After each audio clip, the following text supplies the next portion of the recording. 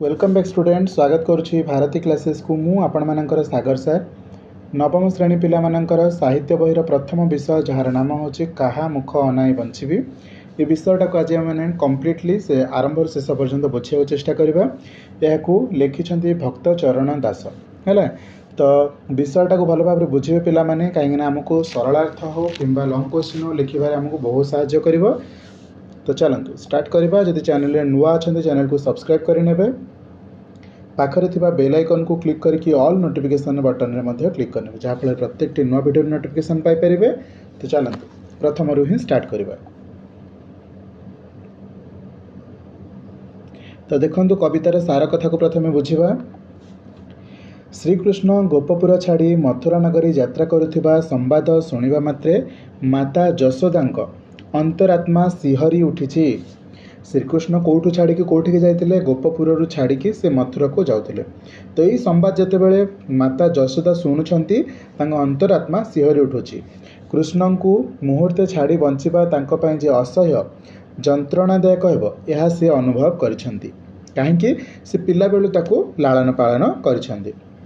तो देखा आगु कौन कौन होची गोपपुर और नंद भवन में तांको बाल्य लीलार प्रत्येक चित्र तांको मानस पटरे उद्भासित हो उठी। से सबु स्मरण करी से दुखरे अधीरा हो उठी। पुत्र विरह तांको दश दिगजे शून्य बोधयब और निसंग हृदय हाहाकार करि उठिब यही भावना से म्रियमाण हो पड़िछंती। अर्थात पुत्र जेतेबेले गोपपुर को छाड़ी मथुरा नगरी को जीव तांकर माने उपस्थिति नथिबा जोगु माने श्रीकृष्ण को उपस्थिति नथिबा जोगु तांको परिस्थिति कौन हबो माने माता यशोदांकर परिस्थिति कौन हबो से विषय को से भाबिकी भाव विह्वल हेउछंती।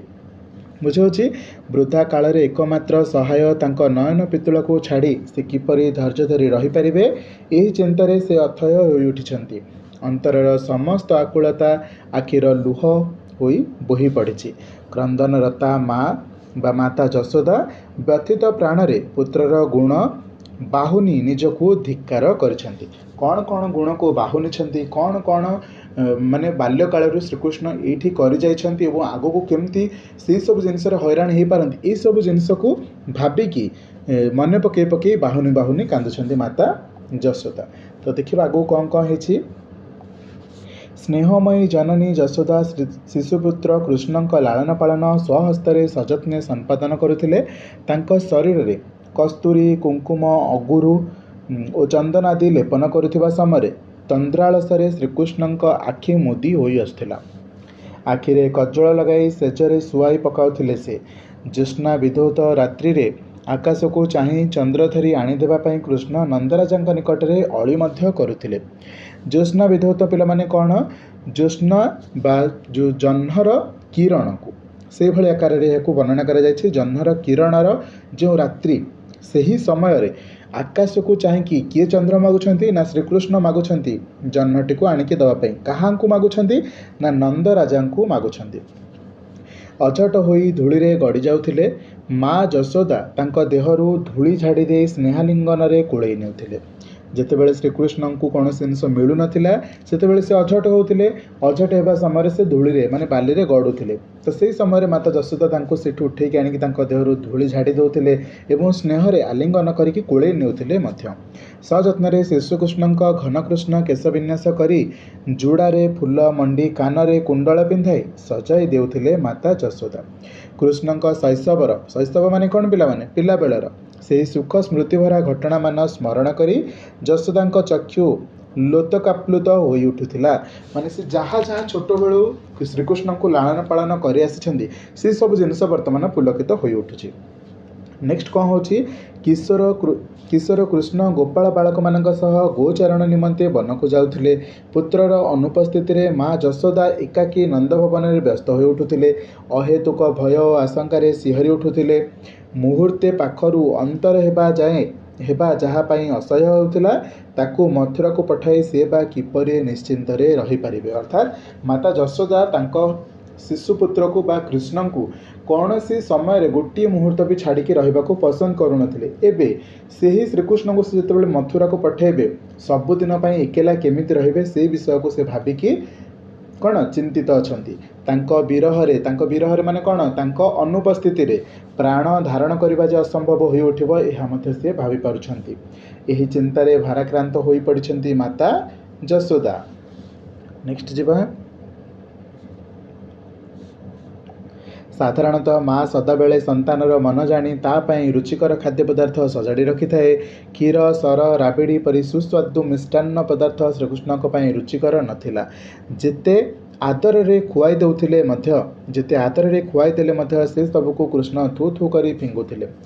ବାଧ୍ୟ କଲେ ବିରକ୍ତ ହୋଇ ଉଠୁଥିଲେ। ଏପରିକି ଉତ୍କ୍ଷିପ୍ତ ହୋଇ ପାକଭାଣ୍ଡ ଭାଙ୍ଗି ପକାଉଥିଲେ ମଧ୍ୟ। କିନ୍ତୁ ମମତାମୟୀ ମା ତାଙ୍କର ଏତାଦୃଶ ସମସ୍ତ ଅଝଟପଣକୁ ସହି ନେଉଥିଲେ।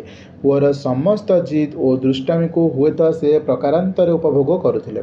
ତେଣୁ ସମସ୍ତ କଥା ସ୍ମରଣ କରି ଦୁଃଖରେ ଭାଙ୍ଗି ପଡ଼ିଛନ୍ତି ମାତା ଯଶୋଦା। ଏସବୁ ଯେତେବେଳେ ସରଳାର୍ଥ ପଡ଼ିବ ନା, ଆପଣଙ୍କୁ ବୁଝେଇକି ଲେଖିବାକୁ ପଡ଼ିବ। ବିଷୟଟାକୁ କ'ଣ କରିବେ, ସର୍ଟରେ ଛୋଟ ଛୋଟ ପଏଣ୍ଟ କରିକି 8, 9ଟା କି 10ଟା 15ଟା ପଏଣ୍ଟ କରିକି ମନେ ରଖିଦେବେ। ପୁରା ଡିଟେଲ୍ସରେ ଲେଖିକି ମନେ ରଖିବା କିଛି ଆବଶ୍ୟକ ନାହିଁ। ଆରମ୍ଭରୁ କ'ଣ ହେଇଥିଲା, ଗୋଟେ ଲାଇନ୍ରେ ତାକୁ ଖାଲି ଲେଖିବାକୁ ଚେଷ୍ଟା କର। ମାନେ ଗୋଟେ ଷ୍ଟାଞ୍ଜାରେ ଯାହା ଲେଖା ହେଇଛି, ଗୋଟେ ପାରାରେ ଯାହା ଲେଖା ହେଇଛି ସେଇଟାକୁ ସର୍ଟ କରିକି ଗୋଟେ ଲାଇନ୍ରେ ଲେଖ। 10, 12ଟା 15ଟା ଲାଇନ୍ ଭିତରେ ହେବ। ତାକୁ 8, 9 ଥର ପଢ଼ିଦେଲା ପରେ 2 ସପ୍ତାହ ମଧ୍ୟରେ 8, 9 ଥର ପଢ଼ିଦେଲେ ଏ ବିଷୟଟା ଆପଣଙ୍କୁ ଆଉ ଫର୍ଦର ପଢ଼ିବାକୁ ପଡ଼ିବନି ପୁରା ପରୀକ୍ଷା ପର୍ଯ୍ୟନ୍ତ। ତ ଏଇଭଳି ପ୍ରୋସେସ୍ରେ ଆପଣମାନେ ସରଳାର୍ଥ ଏବଂ ଲଙ୍ଗ କ୍ୱେଶ୍ଚିନ୍ ଲେଖିପାରିବେ। ବାକି ଯେତେବେଳେ ଲଙ୍ଗ କ୍ୱେଶ୍ଚିନ୍ ଆସିବ, ଲଙ୍ଗ କ୍ୱେଶ୍ଚିନ୍ ଆପଣଙ୍କୁ ଟିକେ କବି ପରିଚୟ ଉପରେ କାମ କରିବାକୁ ପଡ଼ିବ। ତ ସେଥିରେ 5ଟା ପଏଣ୍ଟକୁ ନିଶ୍ଚିତ ଭାବରେ ଆଡ଼୍ କରିବେ। ଓକେ, ମାନେ ବିଷୟର ନାମ କ'ଣ, କବିଙ୍କର ନାମ କ'ଣ, କବି କେଉଁ ଉପାଧିରେ ସମ୍ମାନିତ ହୋଇଥିଲେ ବା ଉପାଧି ତାଙ୍କୁ କ'ଣ ମିଳିଥିଲା, ସେ କ'ଣ ପ୍ରବନ୍ଧ ରଚନା କରିଥିଲେ ବା କ'ଣ ବିଷୟ ସବୁ ରଚନା କରିଛନ୍ତି, ଲେଖିଛନ୍ତି।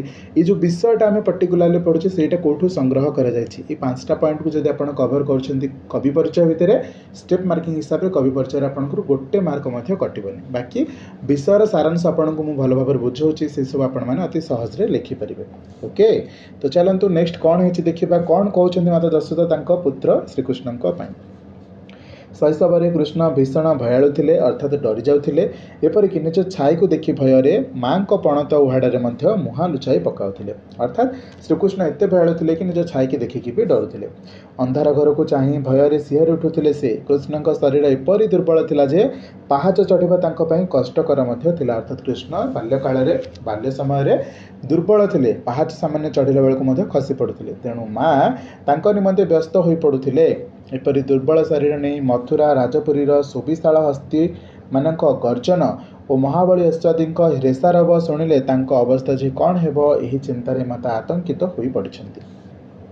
ଖାଲି ସେତିକି ନୁହଁ, ଗୃହ କାନ୍ଥରେ ଅଙ୍କିତ ଚିତ୍ରାଦିରେ ଏକ ଭୟଙ୍କର ରୂପ ଦେଖି ଭୟରେ ଶିହରି ଉଠୁଥିବା କୃଷ୍ଣ ମଥୁରା ନଗରୀର ରାକ୍ଷସମାନଙ୍କୁ କିପରି ପ୍ରତ୍ୟକ୍ଷ କରିପାରିବେ, ସେ କଥା ଚିନ୍ତା କରି ଭୟରେ ଶିହରି ଉଠୁଥିଲେ ମାତା ଯଶୋଦା।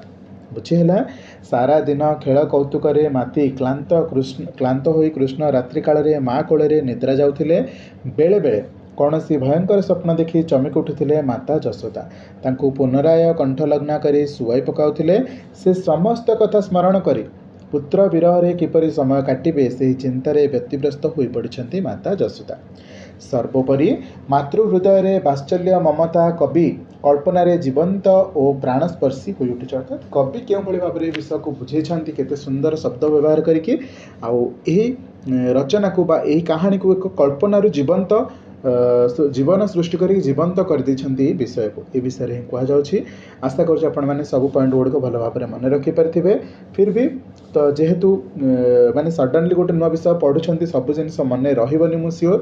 କିଛି ନୋଟ୍ ମେକିଂ କରିକି ରଖନ୍ତୁ। କୃଷ୍ଣ ଡରିଲା ବେଳେ କ'ଣ କରୁଥିଲେ, ଦୁର୍ବଳ ଥିଲେ, ପାହାଚ କାହିଁକି ଚଢ଼ି ପାରୁନଥିଲେ, ଘରେ ନିଜର ଛାଇ ଦେଖିକି ଡରୁଥିଲେ, ବହୁତ ସାରା ଜିନିଷକୁ ଆପଣମାନେ ସର୍ଟ ନୋଟ୍ କରିକି କ'ଣ ଏମିତି ଲେଖିଦେଇପାରିବେ। ଏଠି ଛାଇରୁ ଗୋଟେ ପଏଣ୍ଟ ଆପଣମାନଙ୍କର ଆଇଡ଼ିଆରେ ଆସିଯିବ। ତ ସେମିତି ଆମେ ଲେଖିପାରିବା ଦୁର୍ବଳ, ଆଉ ଗାର ଦେଇକି ସ୍ଲାସ୍ ଦେଇକି ଲେଖିଦେବେ ସିଡ଼ି। ତ ଏଇ ପଏଣ୍ଟରୁ ଆମେ ବୁଝିପାରିବା ଦୁର୍ବଳ ଏତେ ଥିଲେ ଯେ ସିଡ଼ି ଚଢ଼ିଲା ବେଳେ ମଧ୍ୟ ପଢ଼ି ଯାଉଥିଲେ। ଓକେ, ଏଇସବୁ ପଏଣ୍ଟକୁ ଆପଣ ସର୍ଟ ନୋଟ୍ କରି ରଖନ୍ତୁ। ପୁରା ବିଷୟଟା ଦେଖିବେ କମ୍ପ୍ଲିଟଲି ଆପଣମାନଙ୍କ ଗୋଟେ ପେପରରେ ରହିଯିବ। ଗୋଟେ ପେପର ତ ଦୂରର କଥା, ଗୋଟେ ସାଇଡ଼ ନୋଟ୍ରେ ମଧ୍ୟ ରହିଯିବ। बुझुची लंग क्वेश्चन आसू सरलार्थ आसू किसी भी आसू आपण मैंने आराम से करेंगे बाकी ऑब्जेक्टिव क्वेश्चन आप चैनल सब्सक्राइब कर रखी था ऑब्जेक्टिव क्वेश्चन एत सुंदर भाव प्रिपरेशन करदेवी आपन को परीक्षा पे किसी भी टेंशन ना पड़ोनी बाकी आउ कौन कौन सब्जेक्ट पढ़ेबी कमेंट सेक्शन में निश्चित भाव में कहे मैथमेटिक्स ठू आरंभ करके इंग्लिश हिस्ट्री ज्योग्राफी जहाँ जहाँ कहे आपण नहीं आसबि बस आप चैनल को सब्सक्राइब करके रखी था सब्सक्राइब करने समय बेल आइकन को क्लिक करके ऑल नोटिफिकेशन बटन को क्लिक करनी टेलीग्राम चैनल जॉइन ही ना जॉइन हो जातु बाकी देखा नुआ एक video thank you so much पे चलते बाय।